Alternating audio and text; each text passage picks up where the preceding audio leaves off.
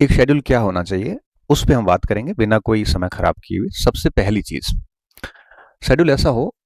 अच्छा, शेड्यूल होता है क्या है? शेड्यूल का मतलब होता है कि सुबह से शाम तक का आपकी दिनचर्या। शेड्यूल का मतलब होता है कि आप किस परीक्षा को टारगेट लेके किस तरह से प्रिपरेशन कर रहे हो, कौन से विषयों को पढ़ रहे हो, कैसे पढ़ रहे हो, ये पूरी की पूरी जो एक एक व्यवस्था होती है उसको हम शेड्यूल बोलते हैं।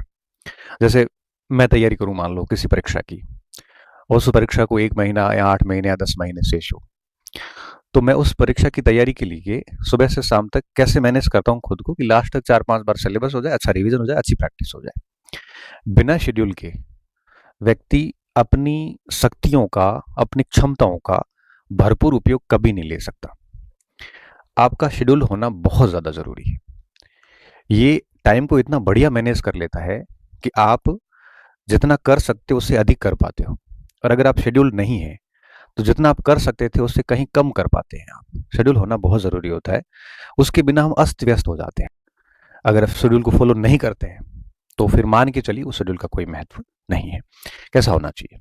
सबसे पहला पॉइंट, शेड्यूल ऐसा हो जो स्वतंत्र हो, ऐसा बंधनकारी नहीं हो। कैसा होना चाहिए? स्वतंत्र शेड्यूल होना चाहिए, बंधन वाला नहीं हो। जैसे मैं उदाहरण देके समझाता हूँ। कई बच्चे क्या करते हैं, हाँ, पेज के पीछे की साइड लिख लेते हैं 4 बजे 6 बजे उठना, 7 बजे तक ये करना, 9 बजे तक ये पढ़ना, 9:30 बजे ये करना, 11 बजे ये करना। ऐसा शेड्यूल बंधन कहलाता है। ऐसा टाइम टेबल कभी मत बनाना। क्यों? क्योंकि इस प्रकार के टाइम टेबल से आप चैन की तरफ बंध जाते हैं, फिर इसमें से एक भी कड़ी छूटती है। जैसे मान लो 6 बजे उठने का शेड्यूल बनाया आपने और आप उठ गए 7 बजे, फिर आपका मन ही नहीं होगा, पूरा दिन शेड्यूल बिगड़ गया और पूरे दिन पढ़ाई नहीं होगी। फिर आप कहोगे अब इसको कल से लागू करेंगे, कल कभी आता नहीं है। ऐसे बंधन वाले शेड्यूल में एक भी कड़ी मिस हो गई तो पूरा दिन गया आपका। दिन जाने का मतलब होता है 10 घंटे जाना। 10 घंटे का क्या मतलब होता है? अच्छी तैयारी वाला बच्चा 10 घंटे में एक छोटा मोटा सेगमेंट रिवीजन कर लेता है, वो आपने बिगाड़ दिया।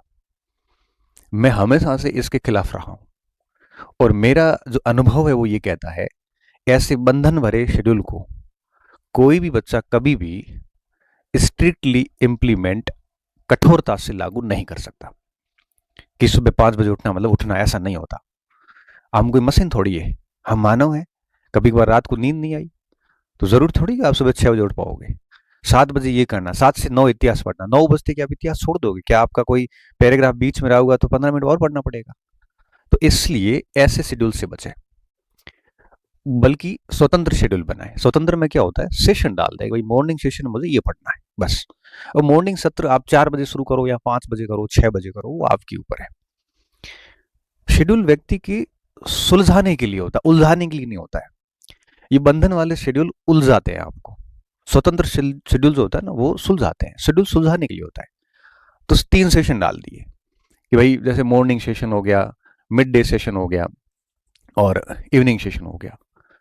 अब ये 2-3 सेशन हो गए आपके। तो जैसे मान लो मॉर्निंग में कोई आपात काम आ गया और आप नहीं पढ़ पाए, कोई इश्यू नहीं, आप इवनिंग शेड्यूल फॉलो कर लो, मिड डे का कर लो, नाइट वाला शेड्यूल कर लो। तो एक शेड्यूल बिगड़ा, कम से कम 2 तो आपने पालन किए। 10 नहीं भी तो कम से कम 6-7 घंटे तो पढ़े। बंधन वाले में तो कुछ नहीं होना। तो एक स्वतंत्र शेड्यूल बनाए जिसमें सेशन रखें आप। सुबह का सत्र, दिन का सत्र, रात का सत्र, जैसा भी आपको ठीक लगता है। 4 सत्र या 3 सत्र रख लें और फिर उसमें तय कर लें कि किस सत्र में क्या क्या पढ़ना है। जिससे कि सिलेबस का एटलीस्ट 70-80% हिस्सा आप साथ लेके चले। तो ऐसा शेड्यूल होगा ना तो थोड़ा अच्छा लगेगा।